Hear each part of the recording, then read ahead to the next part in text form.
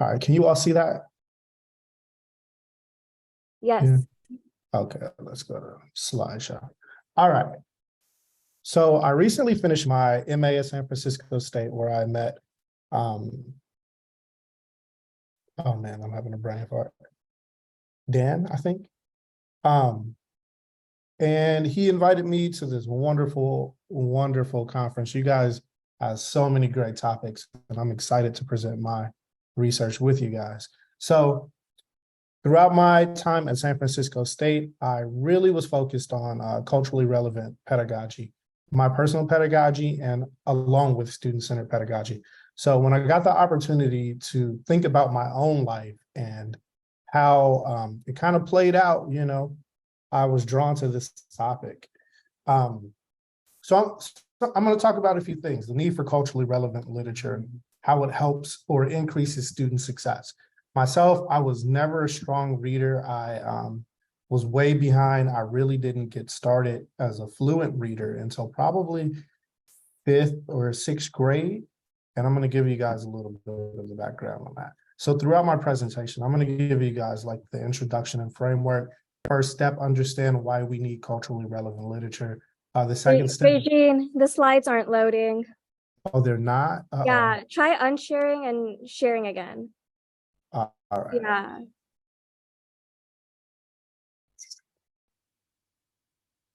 Share screen.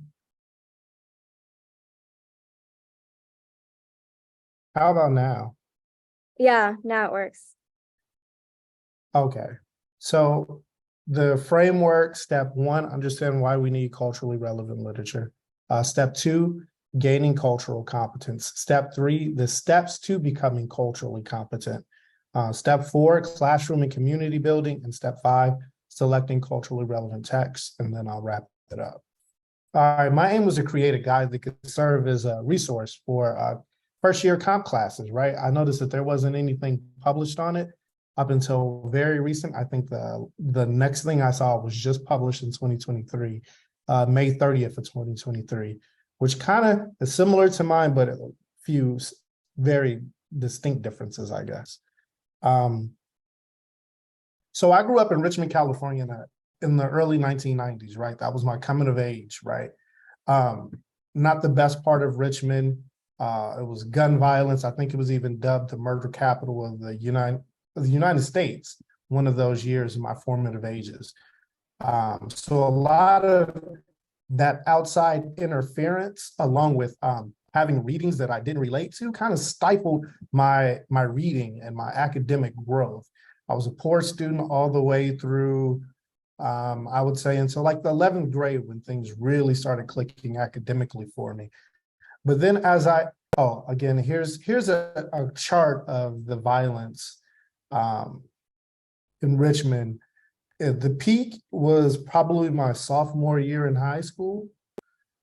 So I was dealing with that along with, non-culturally relevant texts, non-culturally relevant pedagogy. Just wasn't an ideal situation for me. It wasn't until I didn't pick up really reading until my uncle introduced this book to me. It's a terrible book for a young man, especially the age that I got. But it's by a writer named Donald Goins, who wrote a lot of urban fiction. And this book was titled Whoreson, and it was about a young man whose mom was a prostitute. My mom was not a prostitute, so I did not relate to that. But it was a lot of the conversations that were going on around me, the conversations that adults were having, and I was being kicked out of the room saying, go play, you don't need to listen to that. So when I finally got to read this book, I was a poor reader. I was reading line by line, trying to piece it all together.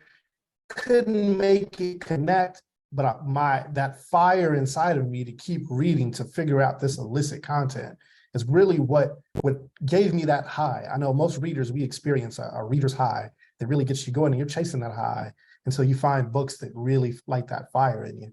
But through reading that book, I was able to read enough throughout my time growing up. I joined the Coast Guard, retired from the Coast Guard, and I was always reading, trying to meet that high that I felt. It wasn't until I got into my undergrad at San Francisco State that I heard of this lady named Gloria Ladson Billings, right? And she had a thing called culturally relevant pedagogy. I'm like, what is this? You know, it kind of sounds cool, culturally relevant pedagogy. And I started reading more and more. And then I got into her and some bell hooks, Paulo Freire and a few others. And I'm like, oh, this stuff, now I'm starting to connect the dots. I see why I struggled, because this stuff I couldn't relate to. This didn't speak to me, you know? So that got me more interested in it. So some of the key terms that I want to talk about are culturally relevant literature, literature which embraces many cultures and where they can find themselves an integral part of the story. And then cultural competence. This is a large part of my research, right? It's a range of cognitive, affective, and behavioral linguistic skills that lead to effective and appropriate communication between peoples and other cultures. All right, here's kind of the framework that I put together for my research, right? I combined a couple frameworks to come up with my framework. We talk about pedagogy, cultural competence, literature, culturally relevant pedagogy, cultural competence and practice, cultural competence again. But what I did was combine culturally relevant pedagogy with cultural competence to select literature for FYC, or first year composition course. My research methods was mostly qualitative research, reading culturally relevant literature for myself, my life experiences that I dealt with a little bit. I taught in FYC at San Francisco State, where I got to put this model or guide into practice. And then I also co-taught a class at Merritt College, a first year composition course. So step one, understanding why we need culturally relevant literature, right? It exposes them to a wide range of topics, patterns, historical information, and worldviews. It leads to an increased level of student success. A culturally competent instructor will have readings that allow students to feel seen in the course material and text. So one of the things that I stumbled across, right, in some of my research, like, what does a non-culturally relevant reading look like? And I found this article taught at Wayne County Community College by an instructor who I won't name, but the article was "The Magic of the Family Meal" by Nancy Gibb. Here's why I find this reading non-culturally relevant or a little bit problematic, right? In an inner city, there are students who they probably live in a single family household. They don't have the resources. So in this article, "The Magic of Family Meal," it talks about like increased student success for students who sit down for a evening dinner with their family. And coming from a single family household myself, this was rare to have a family meal where we all got to sit down to eat together. In a lot of single family households, parents are working 1 to 2 jobs, sometimes 3. So this would turn off a student that comes from a background like that. And it shuts them down and alienates them. One of the things that I found is the increased overall success for students that successfully complete an English 1A or first year composition course. So this was a good example of a non-culturally relevant text. Let me see. Step 2, gaining cultural competence. The history of cultural competence, it was kind of born in the 80s by, Cross et al. It started in the healthcare industry. They used cultural competence as a framework to relate to patients, understand patients, and help them get the services they need. And then what is cultural competence? Cultural competence is the ability to understand the people you're serving, understand the nuances of their culture and how to apply it in this context in the classroom. And then why should we strive to become culturally competent? Cultural competency it's important because it's think of it like computer literacy. It's a skill set that we all need, right? We're living in a culturally diverse, all kinds of cultures interact. And if we understand more and more about other cultures that we interact with, the better suited we are to interact with everyone.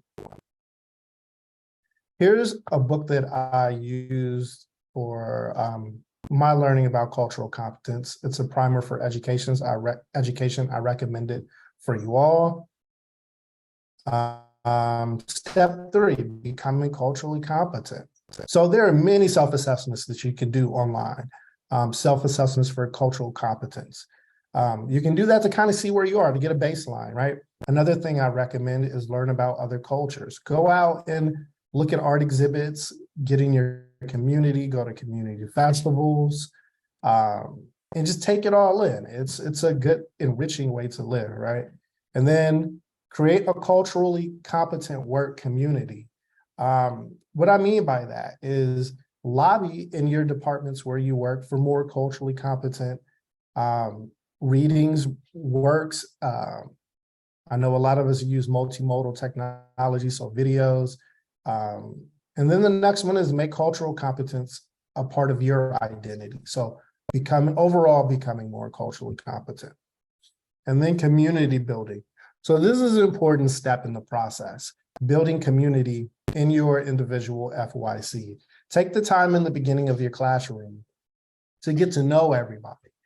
I recommend do surveys or questionnaires, talk about, backgrounds, socioeconomic backgrounds in a non-threatening way, but in kind of a loving community building way. Talk about ethnic backgrounds, identities, all of those things. This is an important step because the next step is like I said, get to know your students' cultures, backgrounds, and interests, and then you're going to annotate those cultures. And then you're going to make adjustments to your course. So what I did for my FYC, I didn't have readings. I had an outline of my course, but I didn't select the readings until I got to know my students. And I selected those readings to tailored towards my student demographic, right? So my last course, I had mostly Latino students. So I found mostly Latino readings that they could appeal to. A lot of them were into climate change, or one of the ones that I used was environmental racism in West Oakland. A few of my students was from West Oakland, and they talked in the community building part. They talked about some of those issues.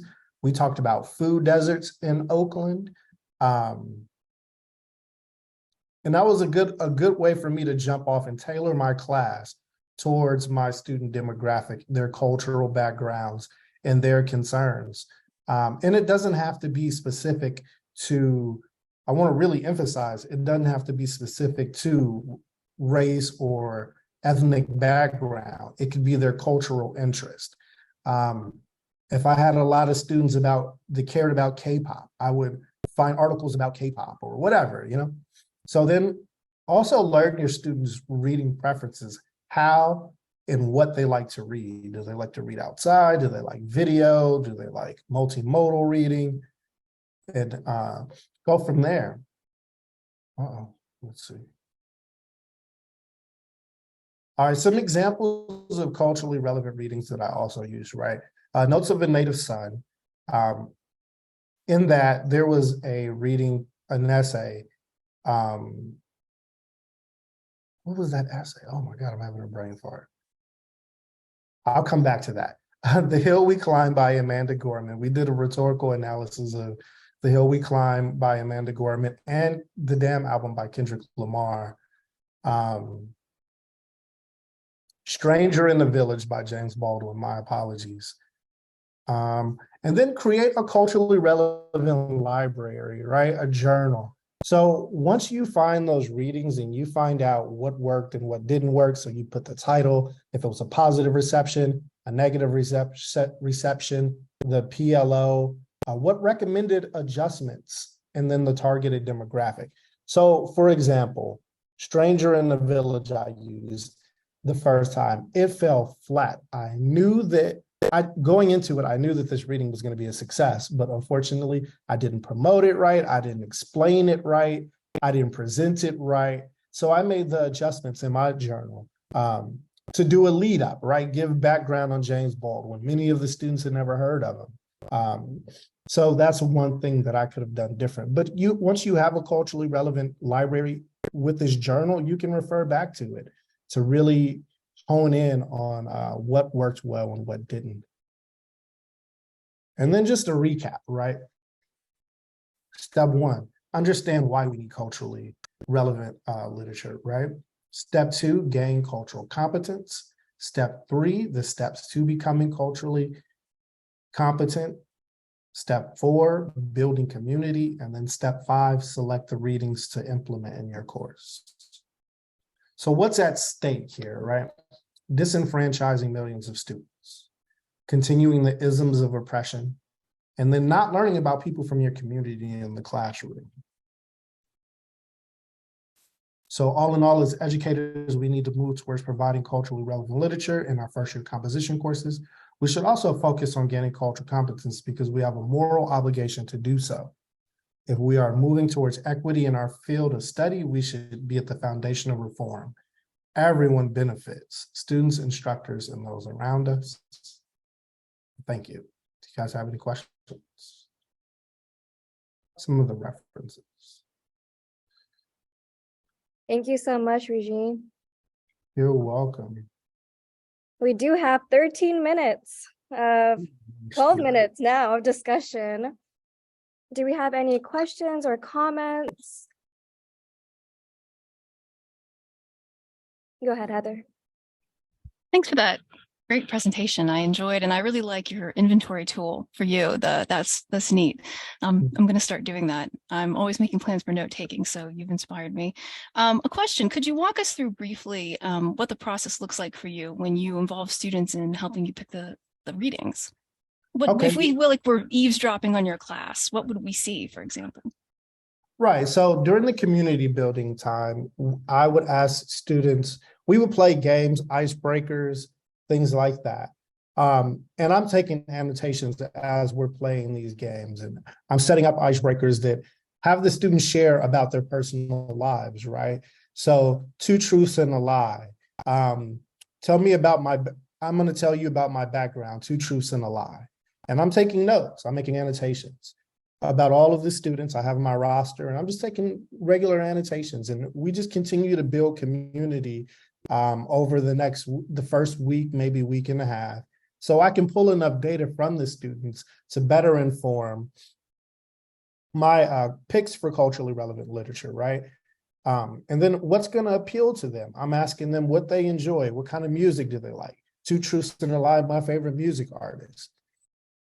And then I'm taking all of that data and I'm using that to inform, excuse me, my nose got stuffy, what kind of readings that I'm gonna use for the semester. Does that answer your question? Yeah, no, that's great. Thank you. That gives me a very clear view of it. I appreciate it. Any more questions? I love questions. So we do have a question in the chat from Mora. I think we're all a fan of your culturally relevant library journal. So Maura has a question and she says, do you use surveys before or during the sources to get to know their interests?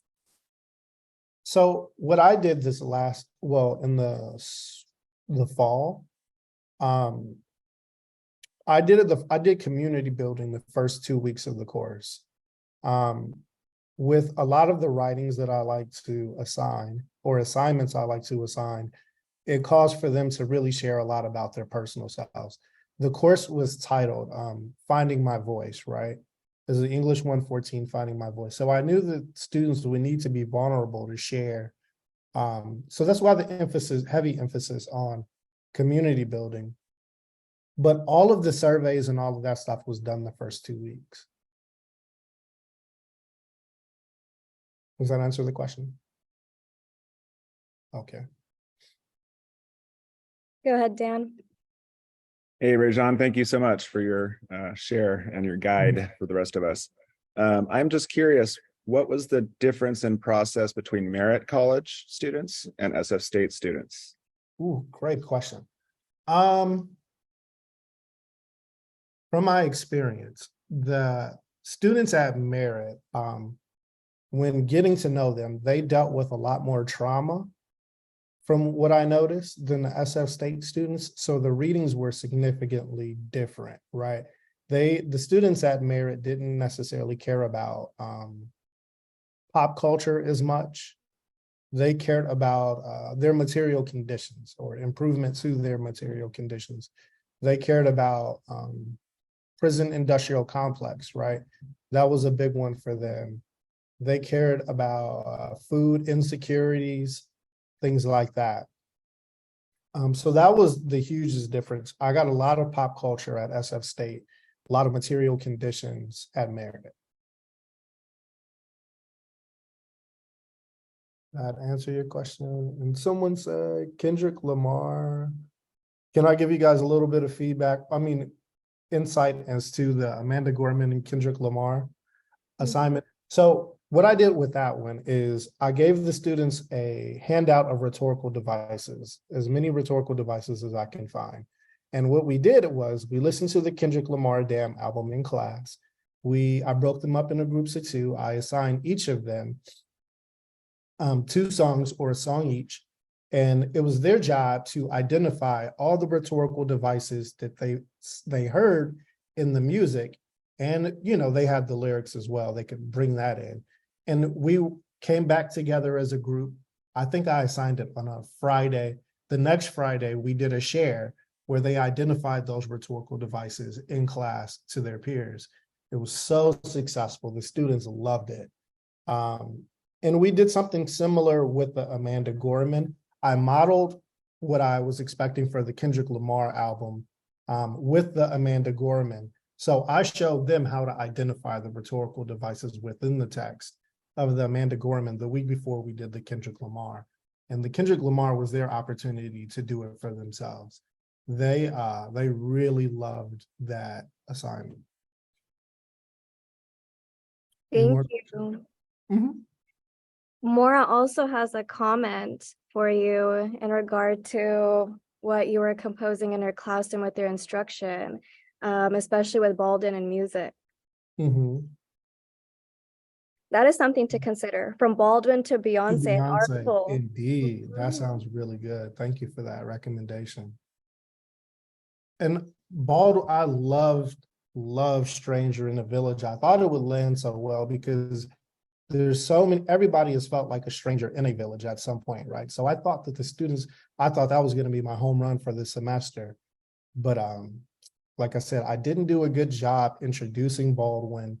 I could have spent maybe a whole lecture period introducing him, what he's done, his significance to culture, all of that. And, you know, next semester, I will do that. Any more questions? We have about 6 minutes left.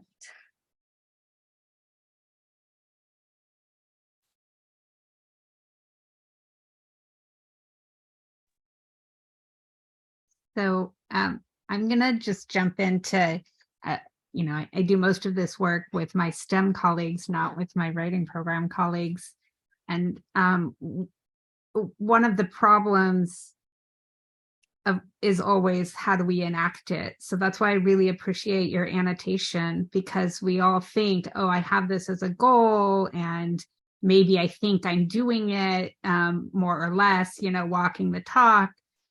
But the accountability that comes from annotating and then revisiting that annotation, and even just the act of sitting long enough with students to have them be the generators, mm-hmm. instead of responding to what I've generated, right?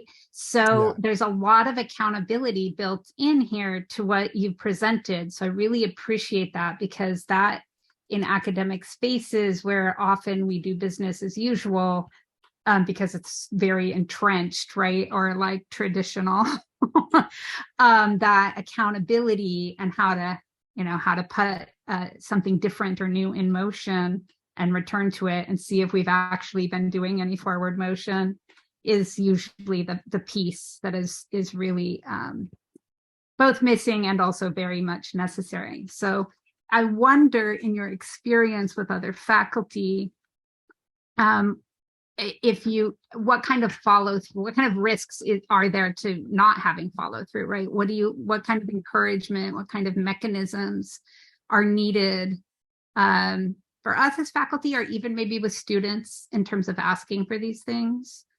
So I'm trying to think of moving the train a little bit further uphill. What is the mechanism that we all need to make sure we're following? it's a tough ask, honestly. If you're asking instructors to take additional time out, like everybody has their courses, most of the people have courses already built. And then what this is doing is asking them to wipe that slate clean and rebuild from ground floor, right?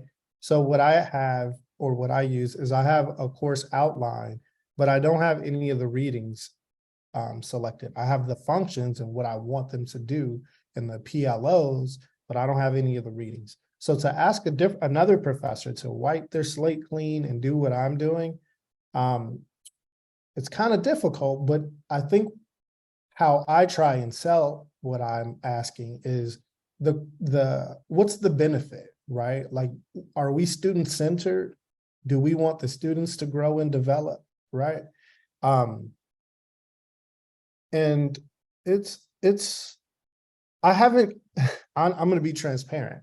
I just finished the research in April, May. I've presented it at our conference at San Francisco State. I've shared it with people in Peralta Community College District. But a lot of people say, whoa, that's a lot of work to do starting from zero, But I don't know. I guess I really don't have a clear answer for you. It's hard. Do you know Yes. Adrienne Marie Brown? I've been like citing her lately because I really like, she has this idea of like small is all, that when we do things on like a small level, we replicate them on the big level. And so that's been really helpful for me in my teaching, that to not have this sense of like, I need to do all of these things at once, but like, okay, I'm going to pick one thing and implement it. So maybe I'm going to use your chart and add 3 texts this quarter or something, and so it's taken some of the like weight off me to feel like, or like with my own accessibility work, I really dipped my toe in first until I got a grant that gave me some space to do more things. But, like to not feel like we have to do all of it at once, but maybe it's implementing the Kendrick Lamar activity or something like that, but yeah, I if you haven't checked it out, I like that. And I can't remember the author, but the woman who wrote the Nap Ministry book, Rest is Resistance, that one's been really great too, as far as like thinking through where I can make space. Social change doesn't happen in one swoop, right? It's 1,000 paper cuts or 1,000 cuts that make a change. So if people pick up a little bit here, a little bit there, to me, that's a win, right? If I've influenced 2 of you to use my my journal for culturally relevant literature, right? That's a success for me. I feel good about that. And that's going to benefit. So if only 2 of you use it and you implement it, how many students could that affect down the line, right? So, what is it called? Death by 1,000 paper cuts. So thank you guys for your time. I appreciate all of you. I appreciate your questions and your reception. Thank you.